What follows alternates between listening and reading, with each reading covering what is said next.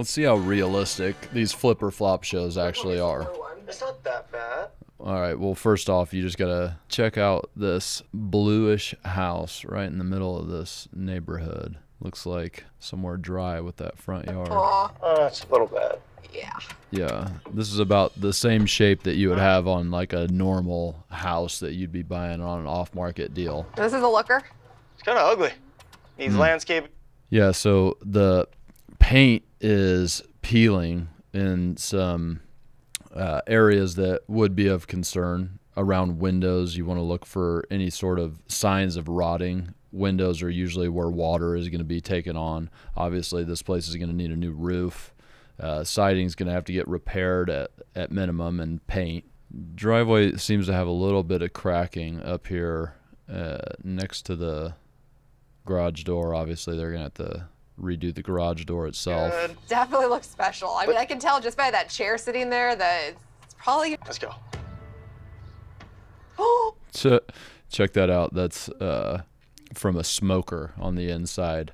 They had different pictures hanging on the walls, and you can see where it's really white on the walls, and then around it you see the tar stains. oh my God. I think I'm going to lose years of my life. Oh, God. Every That smells so bad. every one of these houses has some sort of smell. Considering how bad it smells. What? Yeah, well, this is what happens when you leave food around, most likely. What? It's so dirty. Let's just do this quick and get out of here. Okay, kitchen, small, dirty. I don't know what to do. Oh my Yeah. God, what's that? Is that bread? That's a turkey.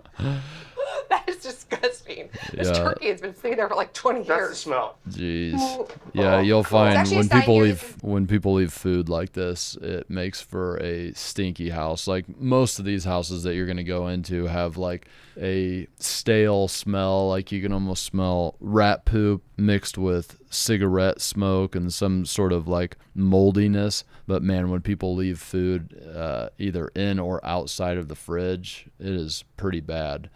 When you open a fridge on a house that has been vacant for a while and the power's been off, so everything inside of it is rotten, it's pretty common in these off-market deals.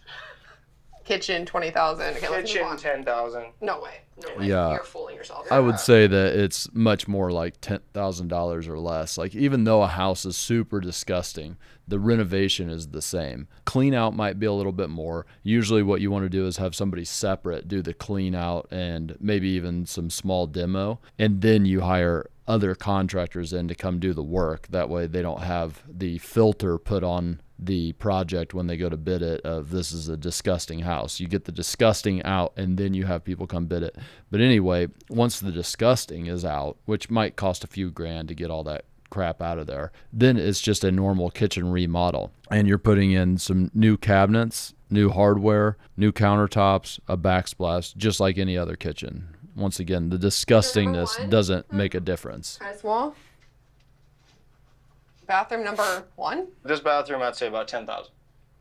Okay, I would say less than $10,000. Now, you do have this issue where you can see where the faucet handles are, and just this tub surround in general is not very good, and I doubt that the people were really caring about it, so I bet water was getting in back behind that, and you can see the black outline around where the tub and the shower surround meet. So I would be expecting a little bit of work here with rot behind those walls, but you're going to end up demoing out that whole thing and either doing a tub surround or tile surround. And that's only going to really cost you, let's say $2,000 to $3,000 to do the whole tub area, even if you do have some small repairs to make in the wood. Let's say on the high side $3,000, but then after that it's really just a vanity that you're replacing, and you're probably already hiring a plumber to come in to do fixtures throughout the house. You're already doing flooring throughout the house. You're already painting, and so that's not even really part of the bathroom remodel, because you would consider, paint the whole house, not just bathroom paint, as an example.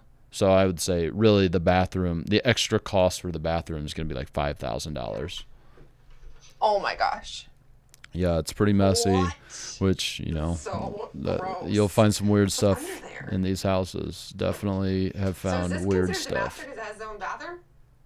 You know what we could do if we got the house? We can convert this into a private master, and then the other bathroom would be a community. Yeah, so on houses like this, you really want to watch out. Not just houses like this, really any flip house that you're doing, you really want to watch out for changing around walls and restructuring the house. You just want to take what you got and make it nicer. You want to rehab what is there. When you start messing with changing layouts, you start messing with any structural issues there might be. You start messing with having to move around the electrical, the plumbing, the HVAC, and sometimes that opens up cans of worms that if you had left it would have been okay.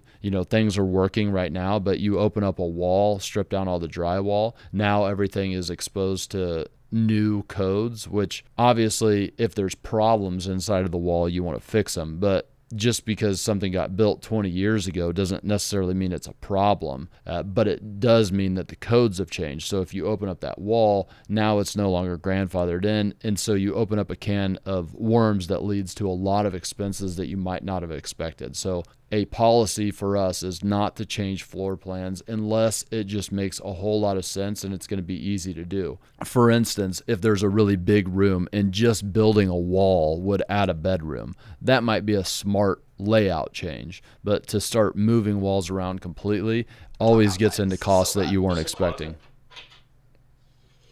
What is this? Oh no. Come on. Yeah, so What is this? what this is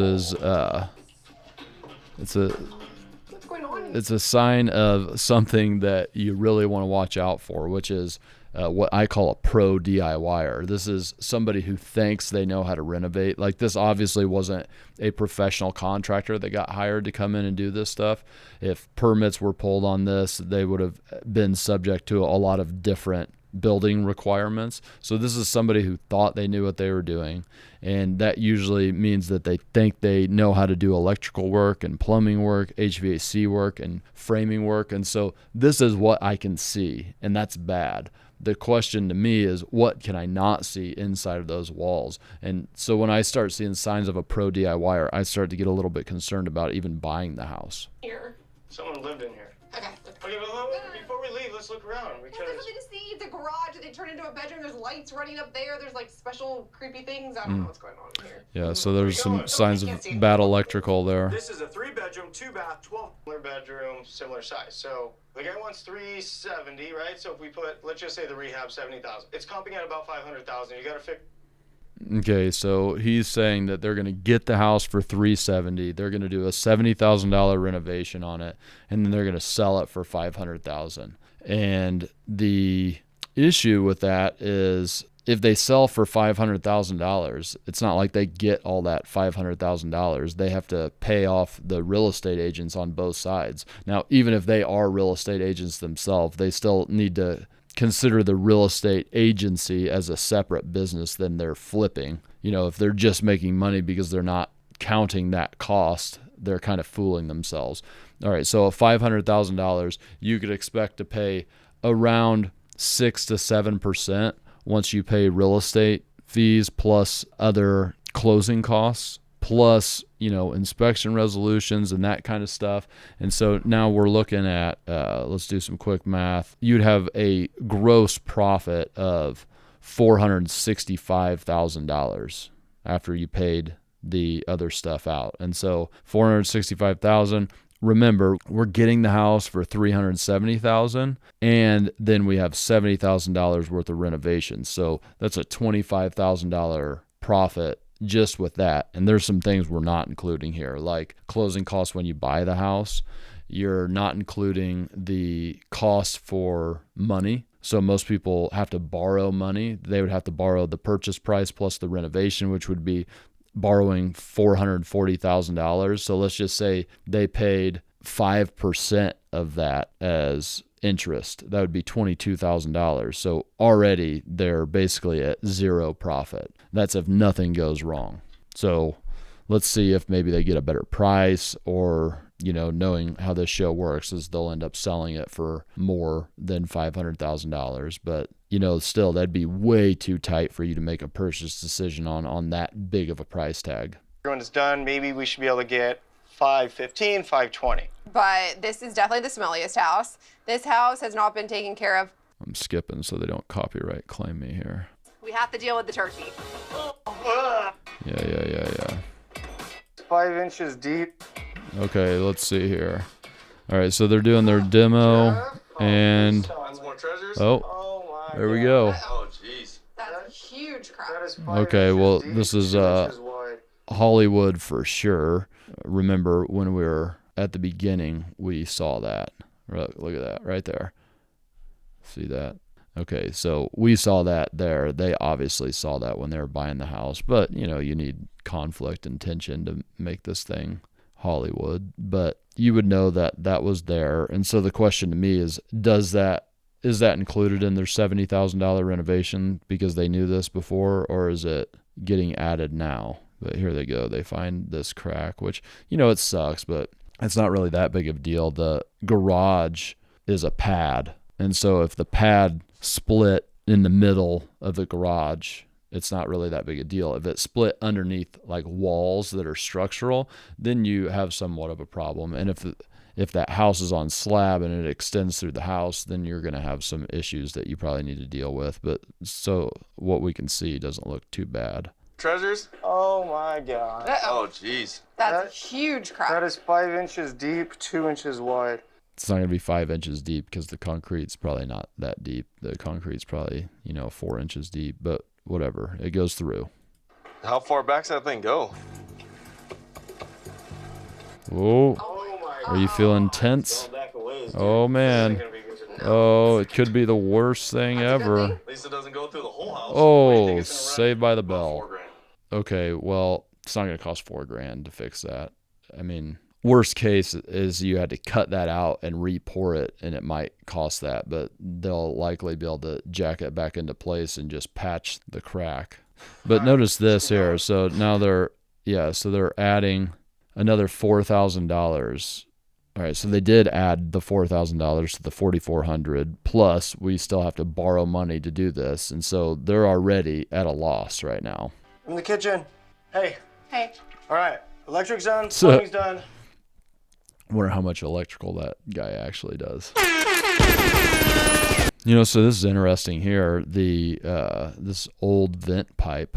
When you do these houses and you are pulling permits, and the plumbing inspector, which we know that they are updating some plumbing because they want to change around the bathroom. So that means that they were going to have to pull plumbing permits, generally the way it works in every municipality that I've ever worked in, which is in multiple states. You have to pull a general permit, so like a general contractor would pull that. But underneath that, a licensed electrician, a licensed plumber, and a licensed mechanical, HVAC, heating and cooling, pull their own permit underneath that. So in this house, they would have had to have a master plumber come in, pull a permit. And what the city is going to require is usually for them to do a pressure test, which means that they have to cap off all the plumbing and fill it with water to check for if it's leaking. And they have to fill up the vents all the way up. And this is a vent here. And so likely this old stuff like this is probably leaking. And I am wondering if I'll see signs of them having to replace that later on, which would totally increase the budget.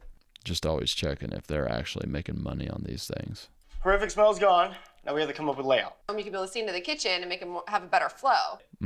Okay, so what they're wanting to do here is take out this wall so that way when you walk into the living room, you can see the kitchen, which is important. You definitely want to be able to see the kitchen from the front door. I'm not sure where the front door is at. I know it's not in the kitchen, so it probably is behind the camera here. All right, but he's saying that this wall is load bearing, and so Problem with that is this is all load bearing. So if we do that, we have to go through engineering, architect, permits. absolutely right. we talked about this earlier. You don't want to change floor plans if you can get away with not doing it. And so, especially taking out a load-bearing wall, you're going to have to do all kinds of work to make that work. And you're going to have to get an engineer involved, and you have to pay for the plans. So depending on where you're at, that might cost $2,000 to $5,000 to more $1,000. Plus you have to do the work. And the work is more than just putting up a beam. You know, that beam has to be held by posts that go all the way into the ground onto a new footing. It gets pretty expensive. So just removing that wall might cost $10,000 or more, because then you got to move around the electrical as well. And like, you know, this is for Hollywood, of course. They didn't make that decision right then and there, because you can see the electrical is already in the wall. You would definitely make plans like that prior to starting any work. And on top of everything, it's going to cost like $5,000 or $6,000. Right now it's very boxy. Like this is a tiny little door frame. You can remove from this point over, so at least now you have a straight shot of the kitchen. What about over here? I feel like we should at least open this wall up. So you're talking about doing a pop out. I'm talking about doing bar stool seating here with. So they're trying to do the same thing here. They're trying to get a open view of the kitchen when you first walk in. And so we talk a lot about the big three things. The first three things that you see when you walk into a house kind of creates the filter in which you see the rest of the house. So the first three things that people are going to see, like the curb appeal, you walk in the front door and you see, for instance, the kitchen. You want to overinvest in those things. So you always want to try to make the kitchen one of the big first three things that people see, because you're already going to be investing a lot of money into the kitchen. So obviously they are in this one. And so they're saying it's not worth the $10,000 or whatever to remove the walls completely, but is there a different way that we can make the kitchen visible at the front door? And what they're suggesting is, they called it a pop out, but basically building a window right here, like a serving area, like a little bar. So you'd cut out the wall right here, and then you'd put a little bar top right there, maybe some chairs. But now if the front door is behind me, like I think so, then I'm going to be able to see into the kitchen. At least I'm going to be able to see some stainless steel appliances. Maybe I'll be able to see some backsplashers, some cabinets that draw me into the kitchen first, right? Because you're always trying to create the way that people experience the house the first time they walk through it. Some type of island or peninsula. That way people in the kitchen could talk to people in the family room. Actually, we can do that. So in order to move the wall over there and do this right here, we're probably looking at about $1,000. Okay. That's well worth it. I don't know about all that. All right, because they're going to have to remove this whole wall. They still are going to have to do some structural work to hold up the drywall. They'll have to put a header up there, but it's just not as wide. And they're also not going to have to mess with the floors, because there's still going to be a wall there. But they're going to have to get, countertop in there extra. They're going to have to move the electrical around that's in that wall. So I imagine it's going to be more than $1,000, but whatever, we'll give them that. So now they're at 445 plus the financing, plus closing costs, plus insurance, plus taxes, plus utilities. So, who knows? Okay. So with this neighborhood, I'm thinking young, first-time buyer. So I think a big impact. Yeah. So they're going through the design stuff. If you guys are all about that, watch the show. But we are not necessarily about high design and such. You just take things that work and redo it. So go look at pictures of what other people in that neighborhood are doing and just match their style. Going special isn't going to get you anything unless you're maybe doing like really high-end flips, but that's not what we do at all. One more thing on the backsplash, for instance. Remember, that is part of one of the big three things. You're trying to get that open to view as soon as you walk in the front door. So I might spend a little bit extra on that particular item. Water? Yes. Oh, the roof. It's raining outside. Jeff! Uh-oh. Got a leaker. Hollywood right there.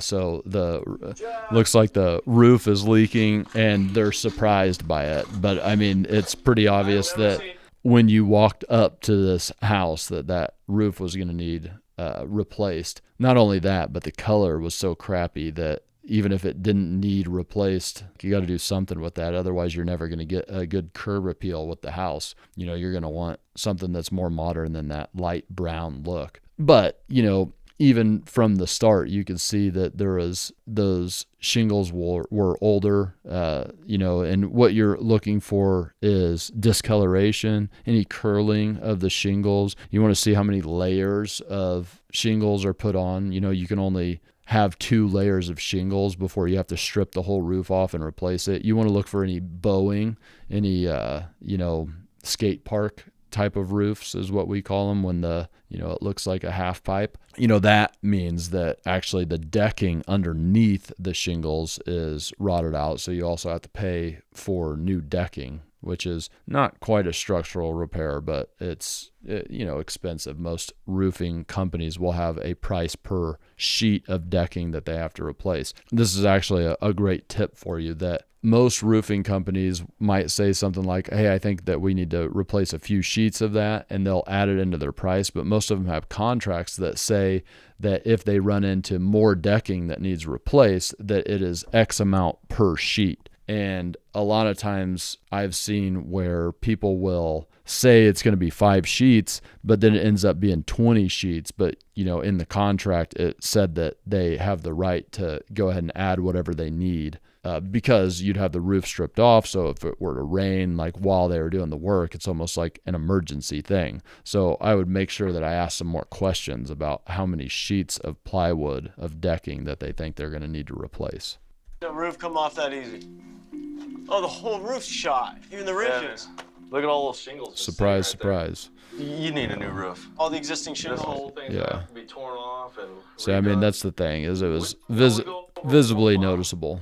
All right, but what we want to see is how much did they say that's going to cost them?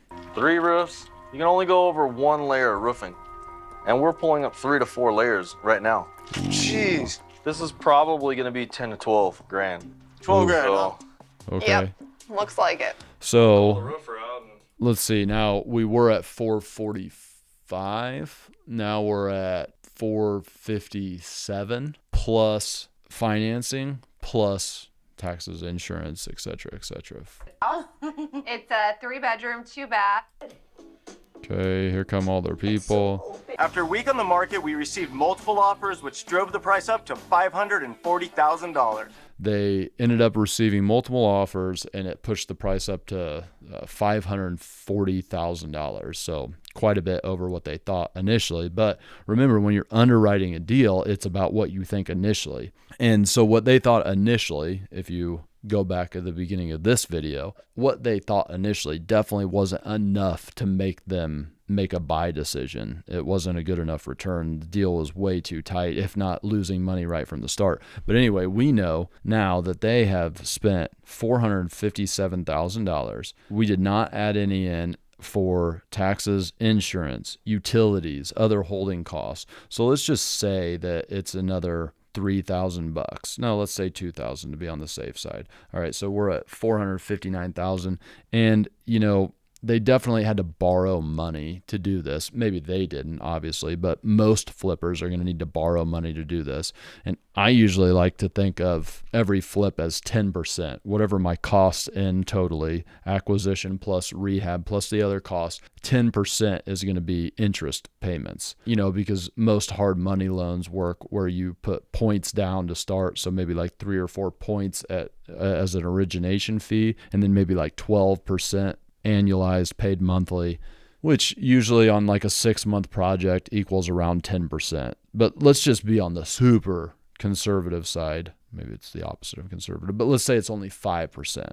Okay, so now if you included all that, adding 5%, now your total costs are going to be $481,950. So let's say $482,000 is your all-in costs. It sold for $540,000. You had to pay closing costs, realtor fees, all that crap. So you cleared $502,200. So basically you made like 20 grand on this $500,000 deal. And I mean, that's like not good at all. So if it was $20,000, you have $480,000 in the thing. That's like a 4% return. That's not good. You definitely want to be looking at like 15% return at minimum. And so Would we like this deal? No. Would we have bought it in the first place? No. But there are other factors. Maybe, they're their own real estate agent, so they're not including that. Maybe they're using cash, and so they're not including the interest payments. But you just got to remember, if you weren't selling this house as a real estate agent, you could have been selling somebody else's house and actually making that 3%. So it actually did cost you. And if you are using your own cash and they use their own $450,000 or whatever, well, they could have lent that to somebody and got paid, possibly 10% on that money. Maybe even more, depending on how long they were holding a loan for. And so it is costing you money. There are opportunity costs that a lot of people don't take into play here. Or maybe you were a DIYer and you did a lot of the work yourself instead of hiring contractors. Once again, somebody would have hired you to do that work. So it was costing you money. And that's a lot of times people don't figure in all those expenses. And never do these shows talk about insurance and taxes and et cetera, et cetera. They just hit the big costs like acquisition and renovation. But there's a lot more to it than that. And, obviously they weren't going to put this on here because that's not very interesting. But if you're trying to learn how the game actually works, you should certainly be interested in those things. We'll link up the actual YouTube video of this flip or flop show so you can watch it if you want. This was filmed in early 2010s. Today they would just knock out every wall for an open space. Yeah, maybe actually it's coming back into vogue to have closed off spaces. I've seen some people who actually want walls built, and that's how all these trends go, is they are the thing and then all of a sudden the last thing becomes the thing again. And so who knows what you're going to get. The attention to detail in this flip is amazing. Certainly, yeah, most flips aren't that tightly put together, but it is like a, $500,000 house, so you do need to pay more attention to those things. Why on earth wouldn't you check the roof first? Hollywood. What a bunch of crap. You would know you needed a new roof before you bought it. Yeah, okay. Guess I wasn't the only one that saw that. Can't believe they paid the asking $370,000 for that junk house. Don't they know how to negotiate? I don't know that market. Usually when you're getting an off-market house going direct to seller, you're going to get a much better deal than you get on the market itself, through a real estate agent. So I really can't speak to that. Either can this person. I do think that there are some good lessons in these shows, and it does show you some of the realities. Like when they bought this house, it was a nightmare like a lot of the houses that you're going to buy off market. Yeah, you got to be prepared for that. That is the reality. But some of the numbers are kind of not quite reality. And the way that they overplay some of these conflicts, like you better find those things before you start your renovation. I mean, you are going to have surprises, but I don't think they're going to be like, you didn't know that roof was going to need replaced. And the final thing is that these kind of shows do is they really overemphasize the design stuff, and like it shouldn't be like that. If it starts to be like that, it's almost like more of a hobby than a business, and you want to have normal styles that you use in your flips, and don't get too fancy with it because it just ends up costing a lot of money. You have to look at these things very business-like, and that's how you ultimately make money in this game.